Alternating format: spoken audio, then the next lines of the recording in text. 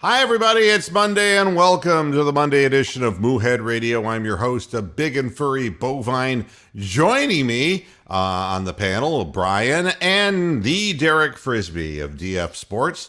And for the next however long we fucking feel like it, are going to be talking about whatever it is we feel like fucking talking about. Because to be honest, we're all can't wait until the football season, but we're kind of all talked out about the what ifs. We want something tangible in this time of the year. What's tangible is the Cleveland Indians losing 18-5 to the team with the worst record in baseball. That's what's tangible. But I'm not going to start out the program pissing and moaning about that. I'm going to start out the program pissing and moaning about a philosophy, a philosophical thought. Really, a woman is a prostitute, right? And you say, that's wrong. That's just wrong. But there's a guy who's always paying her. So really, in the long run, who do you blame? The whore or the guy who pays for it? Derek? Ask the 19-year-old the question about the hooker. Yeah, that makes sense. Well, I mean, it's a philosophical question, and it will tie into sports, I promise you. Okay, ask the question one more time. All right, so you have the prostitute, and you have the guy who pays her. The prostitute, when you look at what she's doing, it's like, that's morally wrong and it's dangerous. But there's always a guy who's willing to pay her. So who do you really blame in the situation? The hooker or the guy who pays for her? Well, I mean, she's providing a good, in my opinion. So, I mean, if you want to pay for the good, that's on you. Not a good. She's providing a service. Service, whatever. Close enough. No, in this case, a cervix. No, none of this may or may not be functioning normally. Yeah, right. I mean, it's. But the reason I ask this question is because the greatest rant that I'm going to have when I'm not feeling real good, like I'm not feeling real good today, has to do with who's really to blame. Logan Paul or Floyd Mayweather Jr. or the dumb fuckers who paid for it on pay-per-view. All right? So this is the origin, okay, of this particular dilemma that we're discussing philosophically. And so that you understand how this works, if you didn't hear, well, you know about the fight, and I thought Mayweather said it all, He said, show me the money and I'll do whatever it is. It's like, so he's the prostitute, okay? Floyd Mayweather Jr. has always been a prostitute. Talented boxer. Not my favorite fighter by any stretch of the imagination. But this notion of exhibitions has to stop real quick. Because eventually somebody's going to die in one of these meaningless, no decisions, nobody won, nobody lost.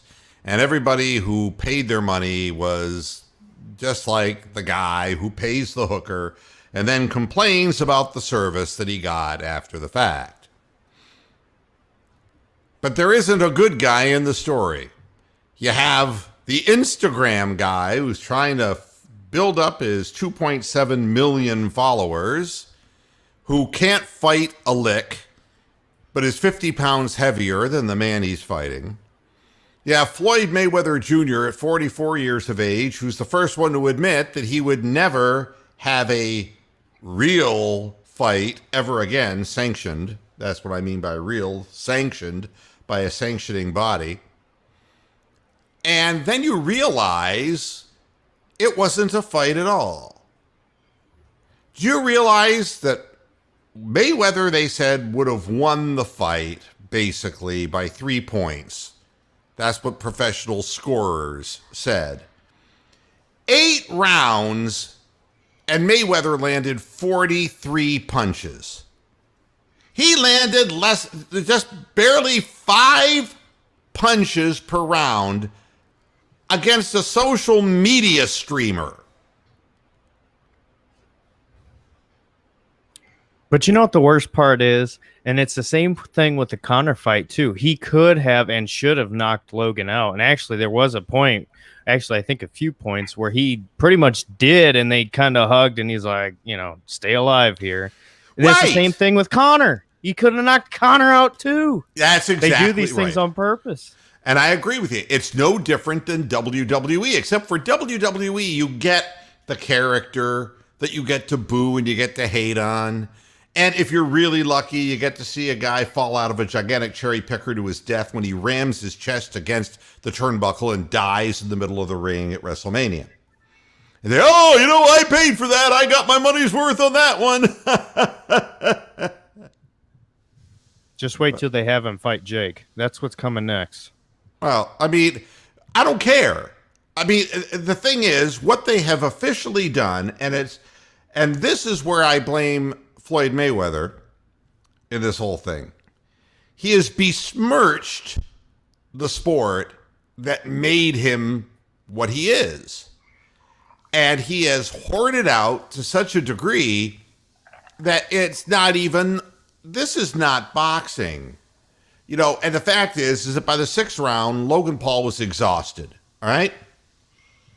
And regardless of what his body looks like and that he's a muscular guy, I knew and boxers. I was close to boxing and the regional level in Ohio, and really could have gone off more on a national thing if I'd wanted to do so, but it was like I had to work for a living. I didn't want to be a member of somebody's entourage, especially Jerry Cooney, seeing as what he was headed for when I was invited to watch his fight against Larry Holmes. Glad I didn't do that. What do you say to Jerry Cooney after that fight? Oh. But you see, it's not a fight. A fight implies that somebody's trying to win. Well, Logan Paul was probably his best way trying to win. You try going into a ring and bounce around for 6 rounds, let alone with anyone punching at you. It's like running on the beach. There's give in there and it's hard on the legs. You've got to really be in great shape. And by the 6th round, he was gassed, absolutely gassed. And you're right. He just held on, and Floyd just let him hold on. Carried him.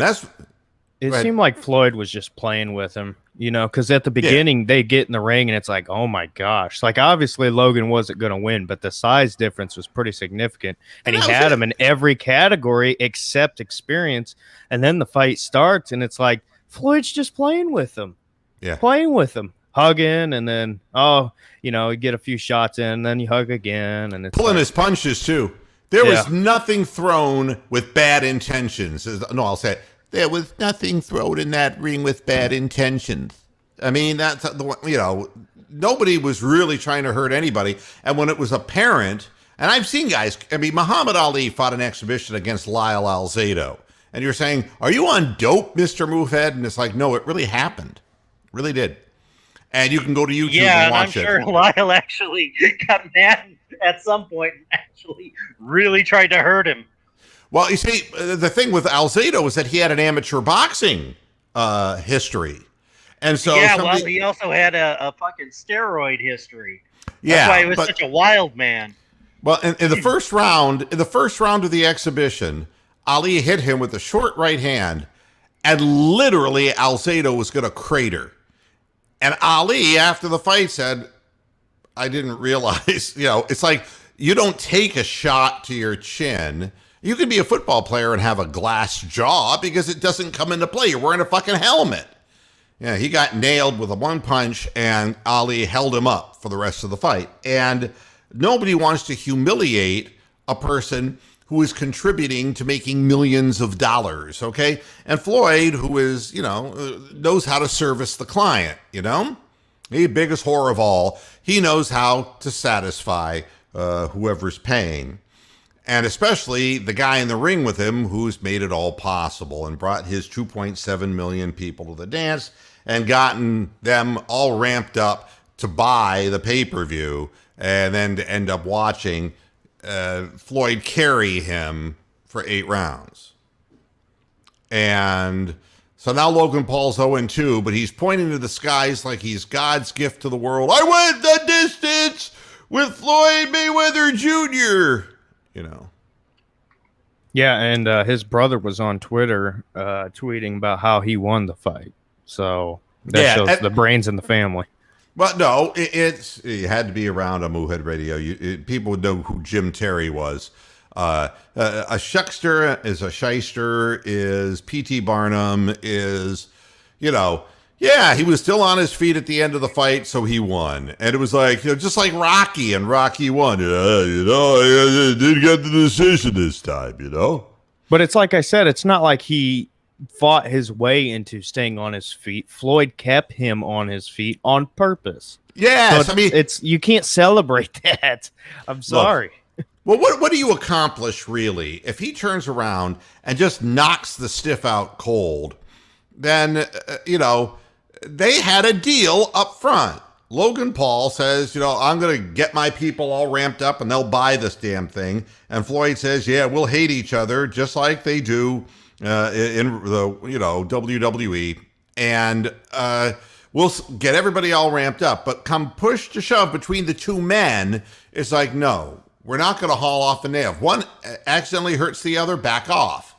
This thing is going to go 8 rounds. There's going to be no decision. We'll both say, hey, we won, and everybody will go home happy. We'll have made a lot of money, and then, the people who watch the pay-per-view can just, they'll move on to the next goddamn hyper-inflated thing. That's right.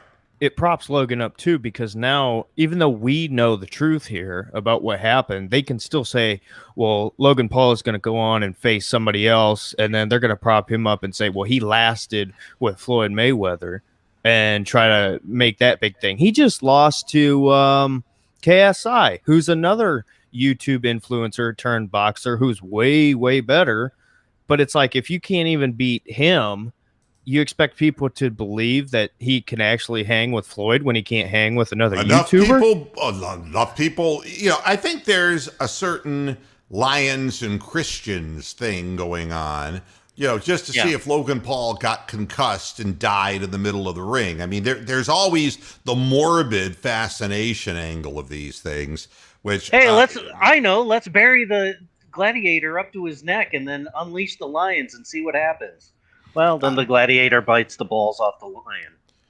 Yeah, I mean, I guess really what it boils down to is I've seen lots of fights that have been fixed in a lot of different ways. I've seen guys who have been pushed into contender status who have no business. I mean, they fought a bunch of people from the Midwest circuit, which, there was a couple of circuits. There was one circuit out of Spartanburg, South Carolina, that was one of the worst boxing circuits in the country.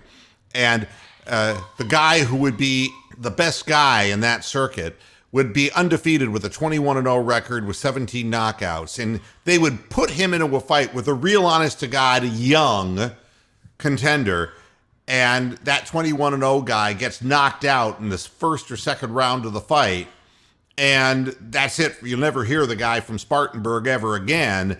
But the guy they're really trying to build up, well, he just knocked out a guy who was undefeated. Yeah, and it's you look at this, 23.1 million subscribers Logan Paul has.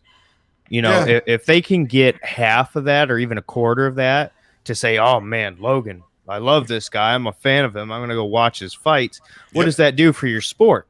That's the whole goal here, is to prop him up, say he went the distance, and now when he fights somebody else, try to keep this keep the viewership going. Well, I mean, when they turned Mark Gastineau into a boxer, I don't know if you remember that Mark Gastineau, another steroid guy, was loved to wax his chest. Gastineau was a kook, but he went in and fought, and they actually discovered it, and I know I can look this up. I don't mean to denigrate people. He fought a group of people who were literally paid to take a dive. And he was horrible. Gastineau didn't know how to fight. And the way you can always tell a guy didn't know how to fight, he throws a punch and he lifts his head at the same time. They teach you the first thing they do is tuck your chin down into your chest because you don't want to expose your head, especially if you're outside, then any hook is going to whap you in the side of the jaw and knock you cold. Well, they finally, after I think 7-0 Gastineau went in his early boxing career, and I'm going to look up his record because 15 wins and 2 losses. All right. You're talking about a guy who didn't know how to fight. Here are his, I guess this is who he fought. Derek Dukes, he won by KO. All right. Then Mike Ackley, he retired. He quit because he was paid. Tim Murphy. These are all guys who were having professional debuts. In other words, they didn't know how to fight. Tim Murphy got TKO'd. Charles Nail got nailed. Okay? Then they put him in with a guy who was 15 and 17, Jimmy Baker, and Jimmy knew what a good payout was, got the money, and fell by TKO.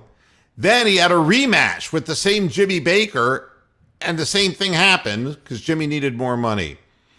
Then, by the time he's 1, 2, 3, 4, 5, 6 and 0, he fights the Kevin Barch in his professional debut. And he wins by knockout. Then he faces a guy who's 0 2, and he wins by knockout. Then he fights Lon Liebergen, who's 6 and 5, and he wins by a TKO. Now, he hasn't yet fought anybody.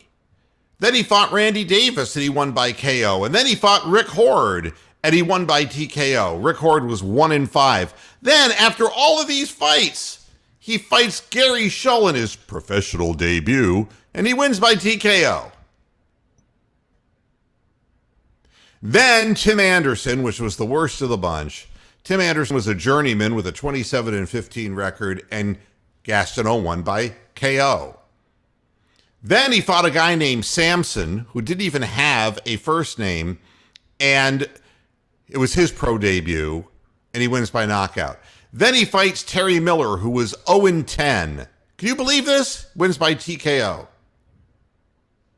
Then he fights Craig Thurber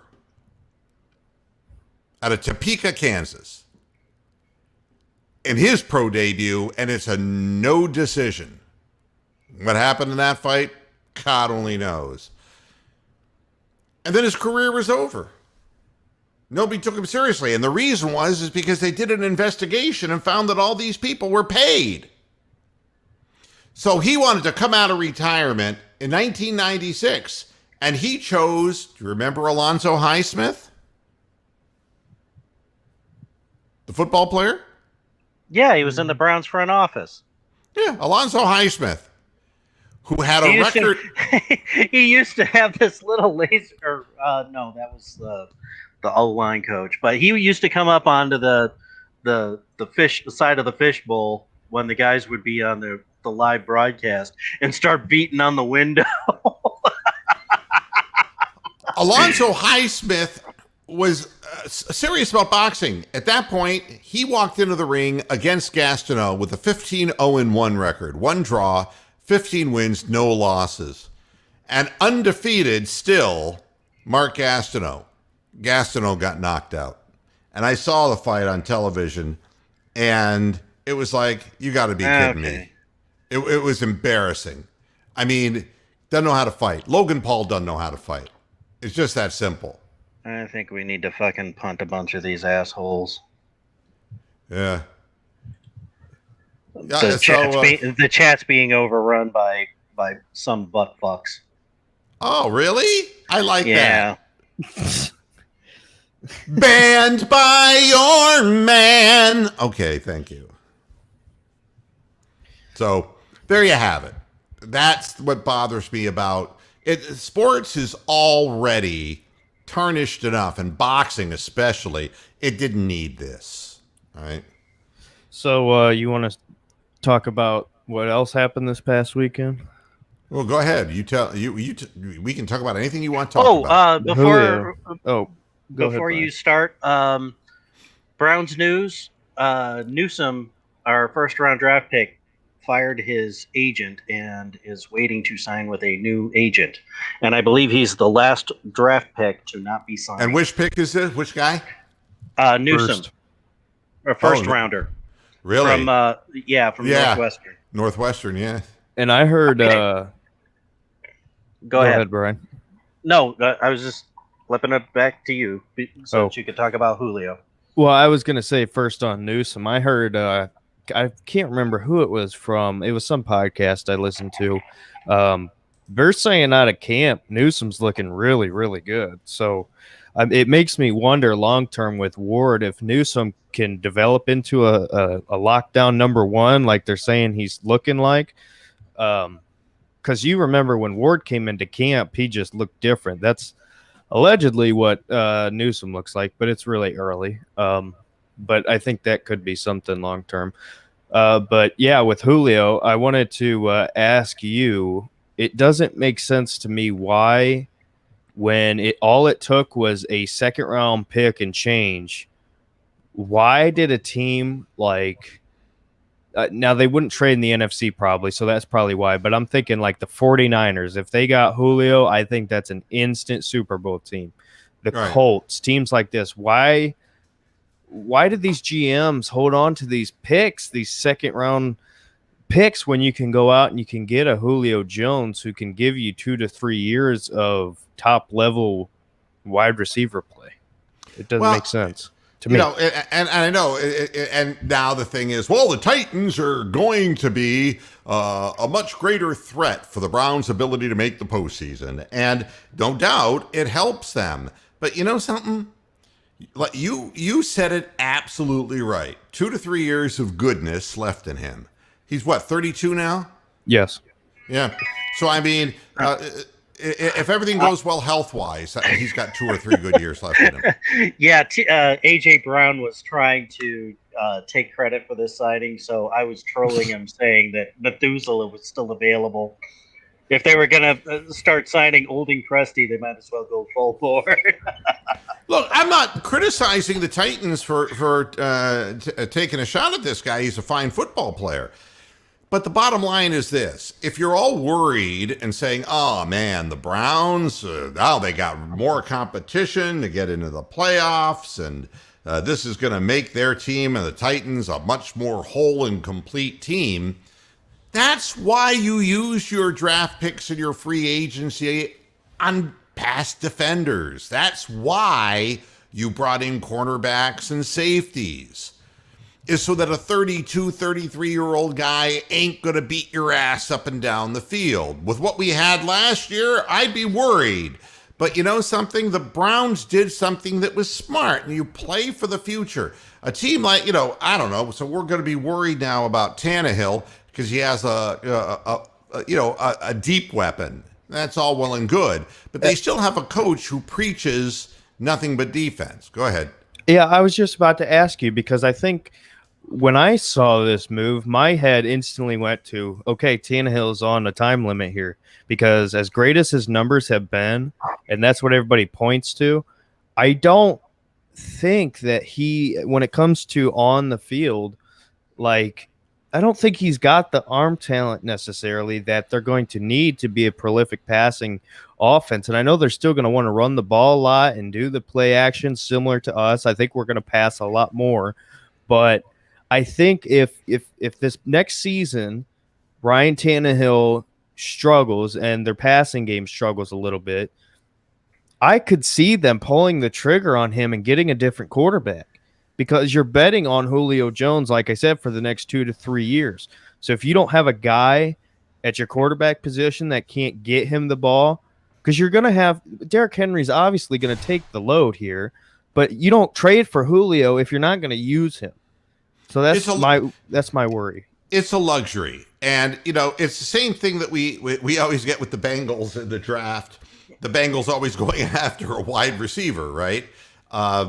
It's like we're going to find our next AJ Green, but they never patch up the real problem with the organization, which is they were trying to live off of Andy Dalton's carcass for how many years. It's a luxury, and I'm not so sure that teams ever have, unless they're Super Bowl caliber like the Chiefs or like, and even Tampa Bay now doesn't have luxury because their players it's like LeBron was with the Cavaliers, Kevin Love and LeBron. I mean, they were this was their final ride off into the sunset. Same thing with a lot of these guys, Gronkowski and Tom Brady. Good for them. I'm happy they won the Super Bowl. But, and they can draft somebody and try to, get a player who's a flashy player or trade for one. But most teams, and teams like the Titans that are in that upper echelon middle that can go one way or the other, we always call them the 9 and 7 Titans. You really don't have the luxury with the way rosters turn over. Injuries, but not only that, expiring contracts, people becoming free agents. You put your money into a 32-year-old guy, it's a now kind of thing. And there's probably, more ways of achieving long-term success than there is doing that. We already have OBJ. He is our wild card, and Julio Jones is their wild card. Whether they're healthy, whether they're at their full ability, time will tell. And just like the Browns are not out there to have the old Oakland Raider, Daryl LaMonica bomb it down the field offense, we don't want Baker Mayfield to be looking strictly at the streaking OBJ. That's not the way the offense will be built when you have two running backs who are capable of averaging over 4.5 yards per carry. Hey, speaking of OBJ, did you happen to see both clips of him and Grant Delpit on the field running around? Not together, but no. I'm saying they both. Delpit looks in incredible shape. He looks way better than he did last year. So good for him. He's moving around great. He should be good to go. And then I saw a clip, and this is why I'm bringing it up with OBJ. He was doing pretty much the same thing. Remember when that clip came out with him and Des Bryant, and it was just a vertical, and everybody's making a big deal about that. Right. Well, now with the latest I saw of him, he's actually cutting now, and he's running routes, which is what you need to see with that knee to make sure that everything's good movement-wise. So at least from a training perspective, he looks to be, if not good to go, pretty close. Yeah, I think that the Browns did what they had to do, and their offense is pretty much the same.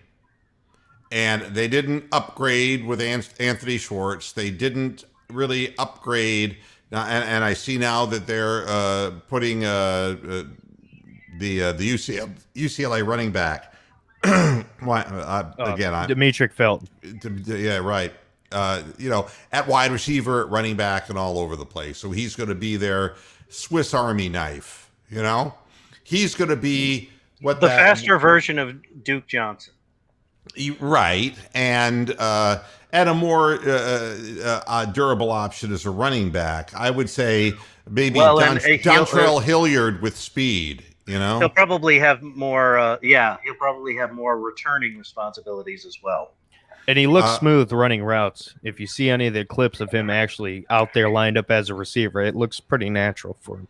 But he's not a bozo. I mean, he has caught a lot of passes, a lot of college football yardage. He knows how to run a pattern. He started off as a wide receiver. That's right. Yeah. So, and I think he was a wide receiver in high school. Yeah. So he's got plenty of experience at running routes and being down the field. He doesn't have to be lined up 5 yards in the backfield in order to be effective. Yeah, I saw this too. Tony commenting about the fact that he's going to play in Jarvis Landry's celebrity softball game. I don't, He'll probably be a bat boy. I have no idea what he's going to do. But, you know, again, I look at teams and look, they need a wide receiver. They need somebody who can make a play down the field. Julio Jones still has some stuff left. And the question is always whether Tannehill is check down Charlie and is just going to be forced by the coach to continue feeding Derrick Henry, or whether he's going to actually take some shots down the field. We know what we did against the Titans last year. And the Titans' problem was their defense. We scored 42 points against them. I mean, it wasn't their offense. Of course, our defense wasn't anything to talk about either.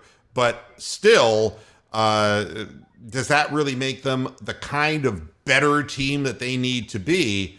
Nah, that singular thing, no. It's I think when you look at Ryan Tannehill, I think, in my opinion, I group him into that Jimmy Garoppolo, Kirk Cousins type of player where he's a serviceable starter. But like you see with the 49ers, you're not going to settle for average or slightly above average. They went out, they made the moves, they give up a bunch. They're going to go get their guy, and they did. That's my thing with the Titans. I wouldn't be surprised if after this season they go, nope, you weren't worth it. We're not going to wait around. We're going to go find somebody who we think can take this starting job. Well, being a game manager, which is the expression that was utilized for years in the NFL, doesn't win you Super Bowls. Maybe at one time when you had the Bears in '85 doing the Super Bowl shuffle, and their defense was single-handedly just tearing people limb by limb. And just like I'm looking back at quarterbacks who, when the Giants won the Super Bowl, that was. Well, Phil Simms won a Super Bowl. He was 22-28. He set the record for fucking pass efficiency. Yeah. And in the regular season, he was like a 53% completion percentage. Yeah, he had a big arm. I was talking about the guy who came later. Hostetler? Yeah, Hostetler. He was another one of the kind of running quarterbacks back then. Yeah, I mean, there have been a bunch of quarterbacks who I would consider to be serviceable quarterbacks who were game managers when they had outstanding defenses. The NFL isn't built this way anymore. You expect your quarterback, if he's not mobile, to have incomparable processing speed, to be able to see who's open and to know the playbook frontwards and backwards. The position has changed before our very eyes. And, the days of the Ben Roethlisberger kinds of guys, they're not gonna fit in the league because they're not athletic enough. And just like it happened with LeBron James, there were people as talented offensively as LeBron James coming into the league, but they weren't 6'8" and 260, and they weren't able to play all five positions on a court. I mean, there were guys like Magic Johnson who would have been able to do that. And then LeBron took that two steps further because his athleticism was way over the top compared to Magic. And people keep getting bigger and faster and stronger. And quarterbacks, what is expected of them is radically different now. So to me, Ryan Tannehill is a game manager. And I don't think it's possible. And there are going to be people who tell you that Baker Mayfield is too. There are going to be people who say, there's no evidence that Baker Mayfield is short, got a good arm, but, he makes a lot of mistakes when he's trying to make the big play, and he runs a very slow 40. But you know what? Here's the thing. You can say that about a lot of guys who then went on to develop and become, step into that number one star role, put the game on your back. And Big Ben is one of those guys, And I think, honestly, when you look at the story with Baker over the last, what has it been, 3 years now since he's been into the league, 2018? Yep. When you look at this whole time, he needed to find his guy. All these quarterbacks find their offensive coordinator. It was like Breeze with Sean Payton. And I think now with Baker that he's got his guy, he can now take that next step. Now, Drew Brees actually did have some good seasons with San Diego, so he was but pretty so good did by the Baker. time Baker had a good rookie season without Stefanski. The question mark with Drew Brees was always how is he going to recover from this shoulder surgery? Well, he ended up playing how many extra years? Right. And, but to me, the new model, if you want to talk about a Big Ben kind of quarterback, is Herbert, the kid they have in San Diego now. But he can run. Yeah, I was going to say he's a little bit faster than. That's right. But I'm saying that he is the guy. Unless you put a broad in front of Raplesberger, then he turns into Michael Billick. And he can drag her by the feet into a men's room. It's really impressive. But seriously, Herbert is a guy who has all of the height, the build, and has a great downfield arm, a nice touch. But he has that added dimension of, instead of just extending plays. I mean, the thing that Roethlisberger, he was so big, during his prime, 6'5", 240, and he could break tackles. But it wasn't that Ben was going to start running down the field. A guy like Herbert can hurt you. He can make big plays, chunk plays by himself. So that's what's going to be expected of quarterbacks now. It's a different. But you got to wonder with Herbert now that they got a first-year head coach, kind of very inexperienced. Could he be looking at a like Baker did second year? Because everybody was talking about how great Baker was after year one, and he was, and everybody's talking now about how great Herbert was after his first year, and he was. You could be looking at the same thing there, or at least similar. Another thing, you take a look at a guy like Carson Wentz, and I think Carson Wentz was looked upon as, again, the next Big Ben, but kind of more athletic. Well, of course, nothing beats that like knee surgery. But the issue there is when they watch film on you and they see what your tendencies are, maybe Carson Wentz was a lot more predictable. I didn't sit and watch eagle after eagle after eagle game to be able to analyze how Carson Wentz was winning, but somebody did, because somebody had a real damn good idea where he was going before he went there, because he was throwing picks like he invented the idea. So, there's more to be said than having one breakout year. And the thing that's good about Baker Mayfield, he's proven he can learn multiple playbooks.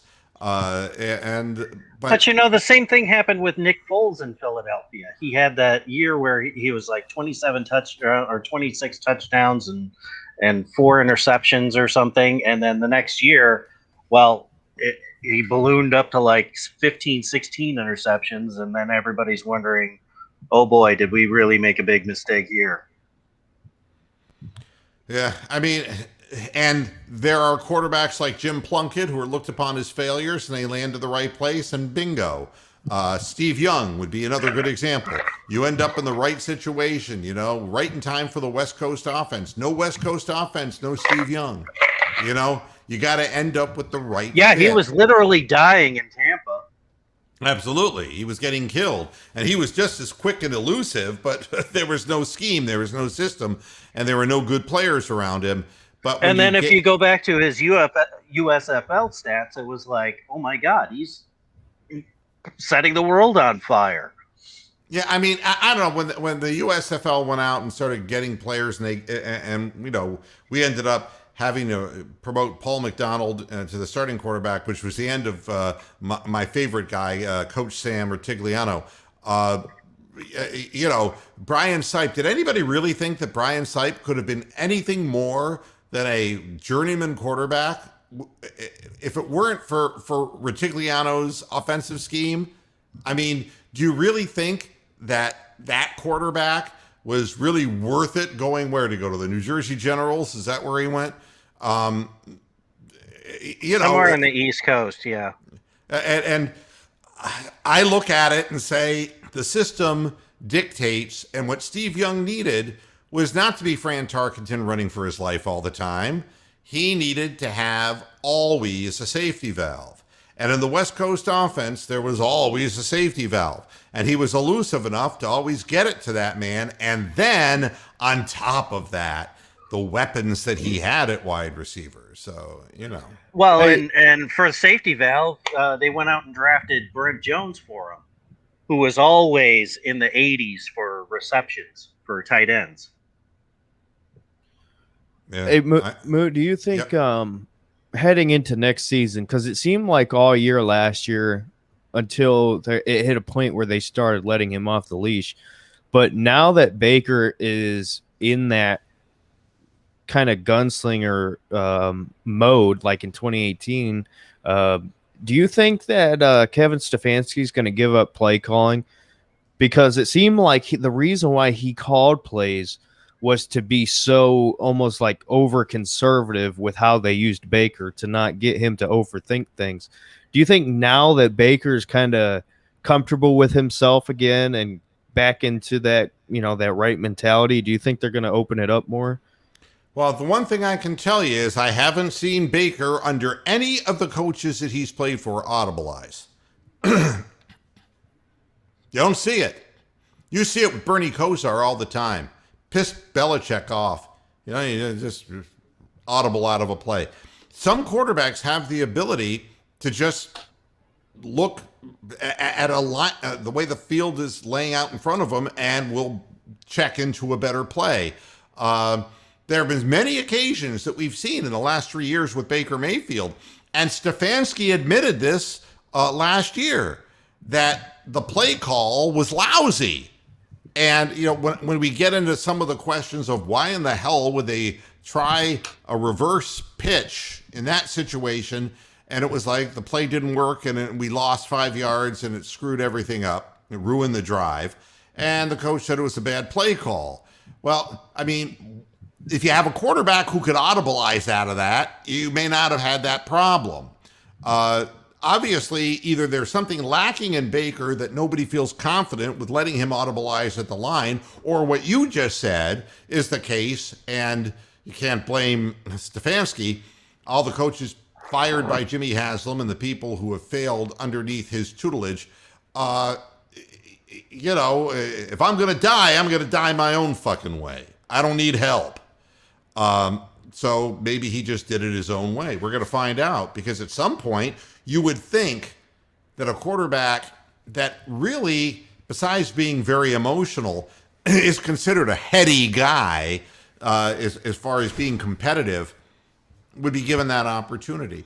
But now that this is his last almost prove it year before they really sit down and commit, unless they do it this offseason, which I don't think if they haven't done it yet, I don't think they will. No, they've already exercised his 5th-year option. Yeah. So with this being his last kind of prove it year on why they need to extend him, do you think they're going to really open things up a lot more? Because I think, honestly, when you look back at it last year and how they were still learning the offense over the course of the season, now that they don't really have to learn anything new, they just got to add on.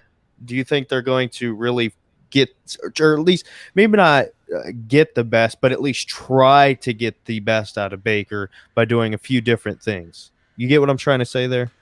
Yeah, I know what you're saying, and I think what Stefanski learned is what didn't work last year.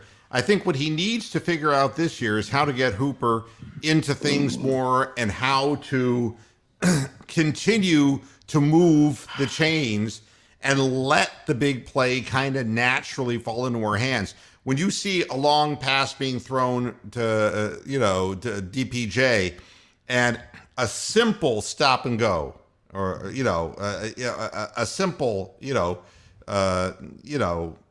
out pattern and then downfield, and the guy's 10 yards to the open, it lulls the secondary to sleep.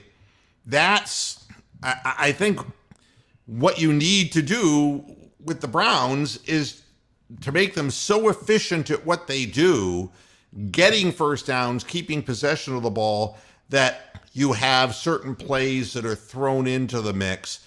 And rather than making him a mad bomber, that becomes like the changeup. That becomes like the slider, which is the death pitch of a relief pitcher. That's like Mario Rivera's cut fastball.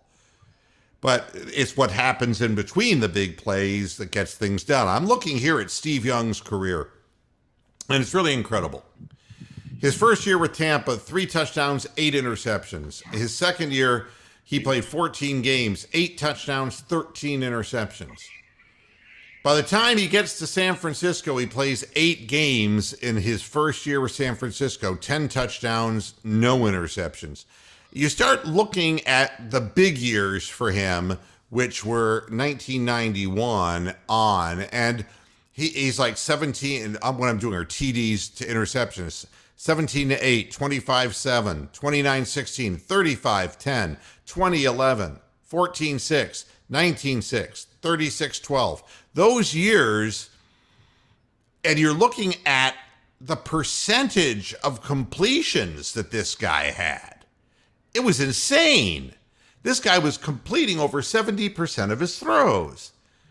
But when you look at the system that they were running, there was always the running back out in the flat. There was always the check down guy.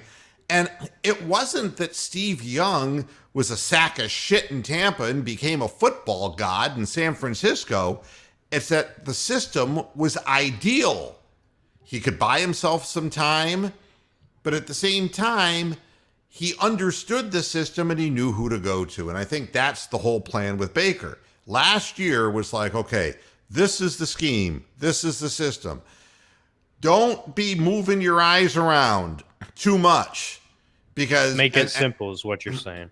Well, I think one of the problems that we had with Baker in the past is when he would stay in the pocket and he would double, you know how he would double clutch because he'd second guess himself when he was throwing the ball. It's like sight, it's like we say in tennis, it's like you aim and you strike. I mean, it is, you know where you're going and you hit the ball and you move your feet in the right position to hit that shot. And it's a mental process. You're thinking to yourself, I know I want to go up the line with this forehand because I know the guy at the net's not expecting it, but I got to get my feet in the position to be able to deliver that shot with enough velocity to get it past him. Because if I don't move my feet in the right way, that's why they worked with his footwork in the offseason, so that he wasn't throwing contorted across his body and all that kind of shit.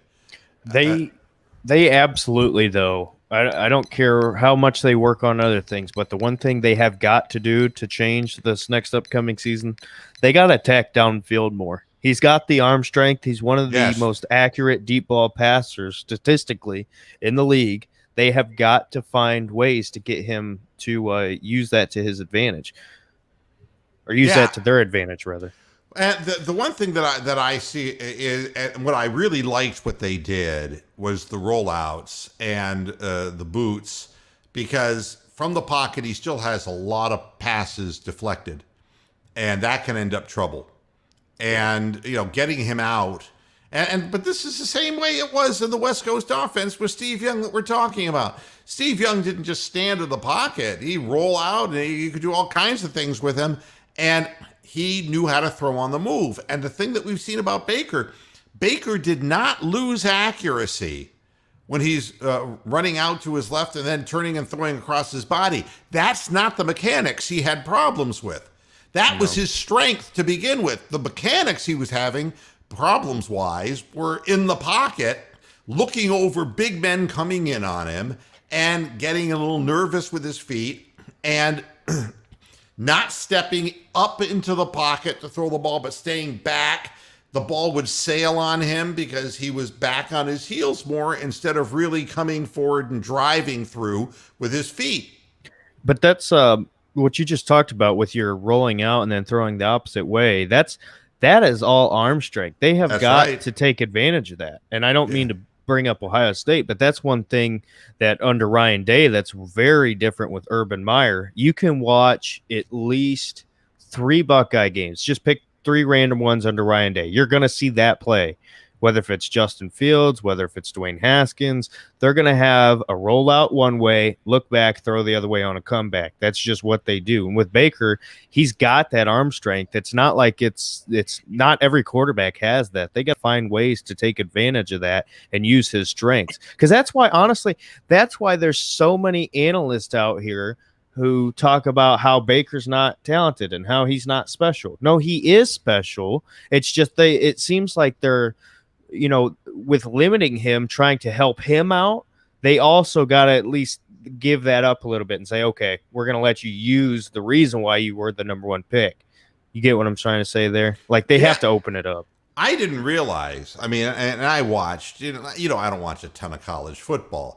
I knew who Baker Mayfield was. I didn't realize his arm was that strong. Oh, I yeah. thought he had a plus arm, but I didn't no. think that, Yeah. I didn't think that he had a plus arm. And the fact is, the ball gets to where it's going. The problem is the ball was getting there a hitch late. And a lot of that was just the lack of familiarity with what he was doing. And they wanted to introduce him to schemes that allowed him the opportunity to get a rhythm and get things going. And we saw that a couple times this year where he just becomes, like, how many passes did he complete in a row? It was crazy that one game. But, Cincinnati, it was 0-5 and an interception to 20 of 21 and 5 touchdowns. Yeah. I mean, and he gets going, man. Gets into a rhythm, In Oklahoma, going back to his college days, we've talked about this countless times. He had always one guy who was a blazing fast receiver that he could hit deep. And that's what I think they're missing. And maybe it's because OBJ got hurt last year that they haven't been able to connect with that yet. But they definitely need to find somebody, if they don't have somebody already on the roster, who can hit that deep speed role like Callaway was when the Browns drafted him. Right. And we have a head coach. The only thing and the only fear I have about Kevin Stefanski is that he will become so enamored with the regimentation aspect of things that he will Schottenheimer us to death. That he will, real nuts and bolts guy, and won't let some of the players, like the quarterback, maybe step in and add a little, audibilization at the line if he sees that somebody's bringing people that, you can take advantage of. Can you switch into a bubble screen? You have the opportunity. If Anthony Schwartz ever makes the field, that might not be a bad guy to throw a bubble screen to, because if you just give him a crevice and you let him run north and south, he's going to hit the hole if it's there, and he's going to get yardage.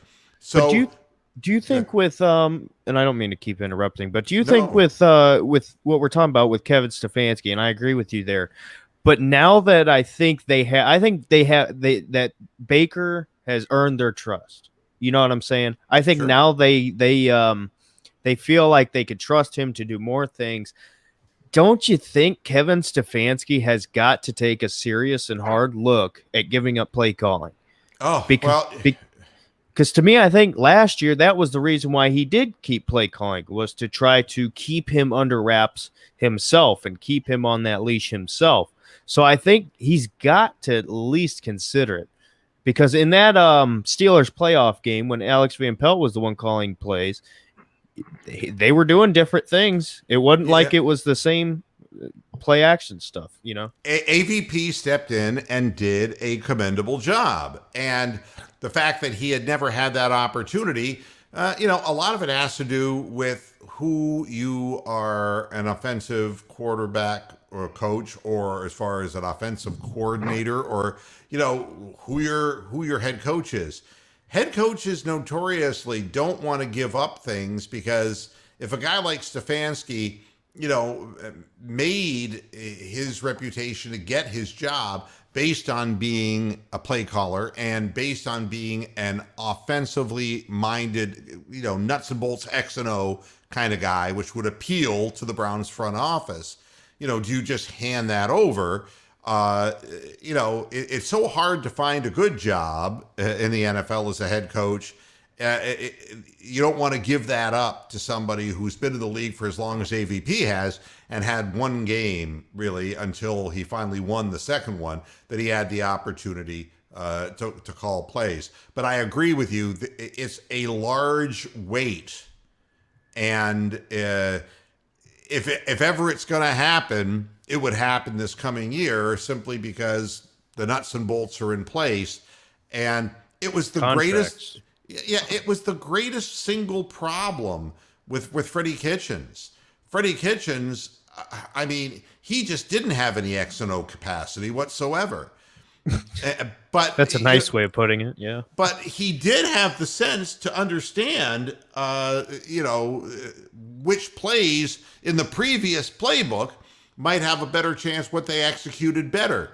But when it came time to him getting the power, it went to his head, and he started. But he also went to every offensive player and said, "Hey, give me your 5 best offensive plays, or give me the 5 plays you're the most comfortable running on a consistent basis." And so he put the game plan together based on all of that information out of Todd Haley's playbook. And then when he got the new playbook, he quit doing that. That's right. I mean, it's almost like, I got what I wanted. Amazingly enough, I'm a head coach. I'm not going to let anybody fuck this up for me except me. I'm going to fuck it up myself. And that's exactly what happened. But, again, we have a set system, and we have 2 people who are capable of calling plays.